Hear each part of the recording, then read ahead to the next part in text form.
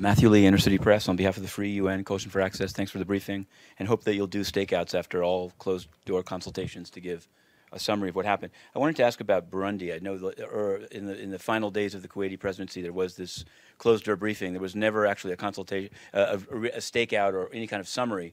I was told by your Kuwaiti colleague that there was a press statement being prepared by France to await that, but I haven't yet to see it. Is there some? Can you, if not an update on the press statement, can you say what happened in that meeting? Because the council had voted to send 228 police to Burundi, and it's never been deployed. So the other question is going at North Korea a different way, which is that in terms of transparency, I wanted to just ask you this. These requests for exemptions, whether it was in the past at the Foreign Trade Bank and the correspondent banking, or more recently at least a public response by Maldives, is the decision to not have some documents on the website, for example, requests for exemptions and rulings on the exemptions, or countries' responses to things that are publicly charged, what's the basis of keeping it secret? Is it the same? Does it have to be the same in all sanctions committees? Do you have the power as the chairman for this year of the DPRK committee to make your own decision on at least final rulings on exemptions, so people can know who has the exemption and who doesn't? Thanks a lot. To your question on transparency exemptions, the work of first of all, it's my impression, but I only chair one real sanctions committee, that the rules and guidelines per sanction committee are different. There's not like one charter for sanction committees where all rules are the same.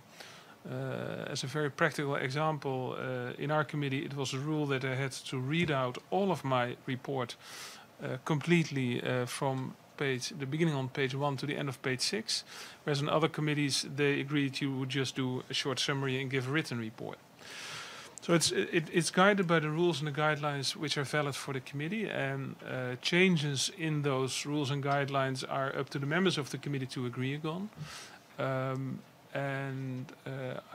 can only say that in the meetings in which I participate, the things you refer have not been brought up by colleagues on that one. On Burundi, it's very hard for me to comment on the question why and if the former president didn't come out to brief. I'm further hampered by the fact that it wasn't me who was in the meeting, it was my DPR. But I think on these kind of close consultations, it's really up to the presidency to debrief on what would happen. And certainly I'll do my utmost to be available for stakeouts.